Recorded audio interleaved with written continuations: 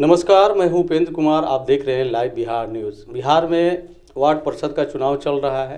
तमाम लोग अपना दमखम लगा के लड़ रहे हैं। लगातार हमारी टीम कवरेज कर रही है और ये दिखाने की कोशिश कर रही है कि जो नया वार्ड परिषद बना है पंचायत से कट के, उस क्षेत्र में कितना कुछ पंचायत के दौरान काम हुआ है या नहीं। इस बार जो भी उम्मीदवार वार्ड परिषद से जीत के आएंगे उनके लिए बहुत बड़ी चुनौती है। क्षेत्र का विकास करना बहुत बड़ी जिम्मेदारी होगी।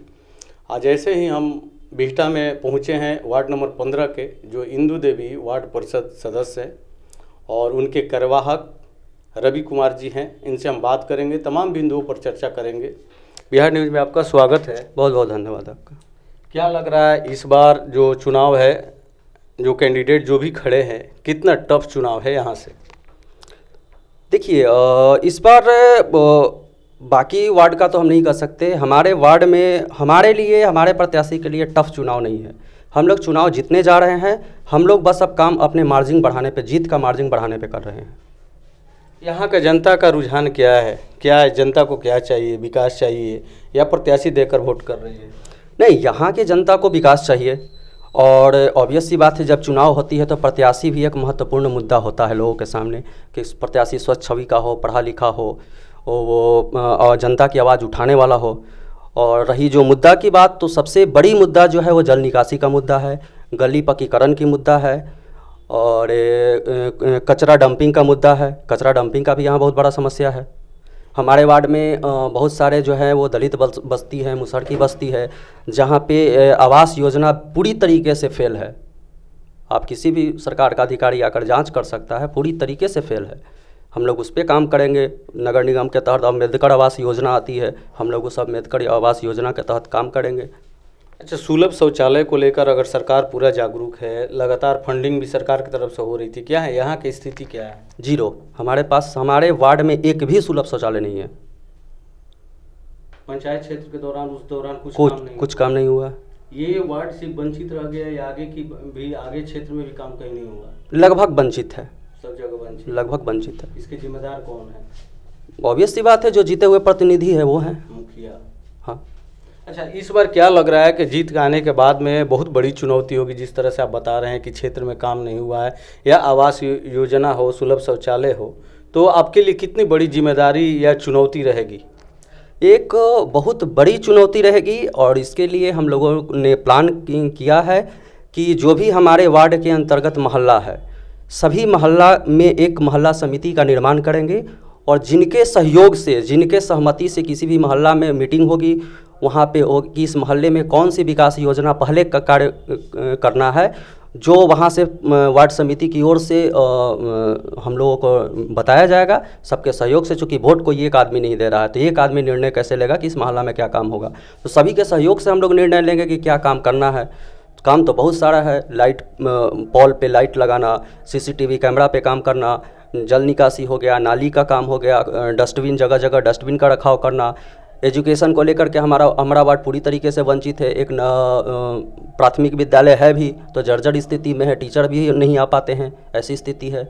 दलित बस्ती के लोग जो है उसमें पढ़ने जाते हैं, लेकिन टीचर नहीं आने के कारण चूँकि बैठने की जगह ही नहीं है ढंग का। शिक्षा की व्यवस्था की अगर बात कर रहे हैं तो शिक्षा की व्यवस्था को अगर देखा जाए, आप भी देख रहे हैं कि पूरे बिहार में लचर व्यवस्था है शिक्षा की, लेकिन यहाँ पर अगर हम प्राथमिक स्कूल की बात करें तो क्या वो जर्जर है, एकदम टूट के गिर रहा है? बिल्कुल जर्जर की स्थिति है। आप जाकर देखिएगा वहाँ पे, उसमें बच्चों के जगह पे बकरियाँ और भेड़ बकरियाँ। उसमें क्या लगता है कि कभी अनहोनी होने की संभावना बनी रहती है? बिल्कुल बिल्कुल संभावना बनी रहती है और इसका जिम्मेदार आप बिहार सरकार को अगर कहना हमको नहीं लगता है कि उचित होगा। इसका जिम्मेदार जो है वो यहाँ के जनप्रतिनिधि, अगर जनप्रतिनिधि की अगर इच्छा शक्ति है तो कोई भी सरकारी योजना विफल नहीं हो सकता है। स्वास्थ्य व्यवस्था की क्या स्थिति है? स्वास्थ्य व्यवस्था बिहटा में एक रेफरल हॉस्पिटल है, बट पीएचसी प्राथमिक केंद्र कहीं कहीं है, उप केंद्र जो है वो है, बट वो पूरी तरीके से संचालित नहीं है। हमारी कोशिश रहेगी मोहल्ला क्लिनिक बनवाने की। मोहल्ला क्लिनिक बनाने पे हम लोग काम करेंगे। उसके लिए हम लोग जो भी हमारा योजना रहेगा उस योजना में हम लोग एक इंक्लूड करेंगे निवेदन करेंगे कि हमारे वार्ड में एक मोहल्ला क्लिनिक का कम से कम निर्माण हो, जिससे ताकि प्राथमिक उपचार केंद्र के रूप में जो रेफरल हॉस्पिटल में भी बहुत लोग नहीं जा पाते हैं, तो कम से कम मोहल्ला एक डॉक्टर आए, अपना जो हैं बहुत सारे गरीब बस्ती के लोग हैं जो वहाँ अपना इलाज करवा सके प्रॉपर ढंग से। अगर हम ग्रामीण क्षेत्र में सबसे बड़ी अभी समस्या आ रही है राशन वितरण को लेकर, तो ये सभी जगह की जो दयनीय हालत है, आपके वार्ड में क्या स्थिति है राशन कार्ड को लेकर हो या राशन वितरण को लेकर? देखिए, ये तो इसकी राशन का तो कालाबाजारी चलता ही है।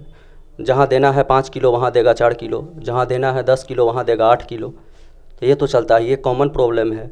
आपके आने के बाद दुरुस्त हो गई? बिल्कुल दुरुस्त करेंगे, कोई जनप्रतिनिधि का हिम्मत नहीं होगा कि इसमें बंडर बांट कर लेंगे।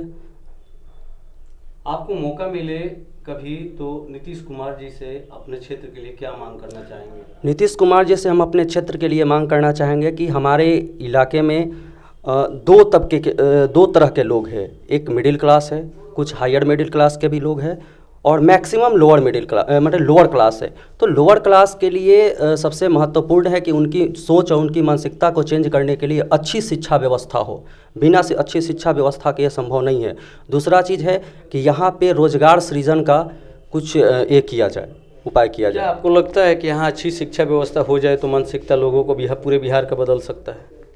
हाँ, बिल्कुल बदल सकता है। केवल यहाँ सुधार हो सकता है तो पूरे बिहार बदलाव हो सकता है? जैसे देखिए, हम पूरे बिहार की जिम्मेदारी नहीं लेते, हम अपने जहाँ हैं हम स्थानीय स्तर पर जिम्मेदारी लेते हैं। ये सभी जनप्रतिनिधि को चाहिए, जो अपने अपने स्तर से करेंगे तभी तो बिहार का निर्माण होगा। अगर एक कोई कह दे कि हम सभी जगह कर लेंगे, ये तो पॉसिबल नहीं है। हम अपने जगह ठीक करेंगे, अगर हमारे बगल वाले वार्ड वाले वो अपने वार्ड को ठीक करेंगे, वो अपने जगह ठीक करेंगे, तो सभी जगह ठीक होगा। अपने जनता को 2 शब्द क्या कहेंगे? हम जनता से यही कहना चाहेंगे कि हम विकसित सोच के साथ काम करना चाहते हैं, नई सोच के साथ काम करना चाहते हैं। बंडरबाट की जो और लूट खसोट की राजनीति है उस पर हम विश्वास नहीं करते हैं। हमारा काम है सभी तबकों को बराबर हिस्सेदारी जो हमारी योजना में है वो बराबर तरीके से मिले, और हम निवेदन करेंगे कि हमें जनता हम पे विश्वास करे, हमें वोट करे, हम विश्वास पे खड़ा उतरेंगे।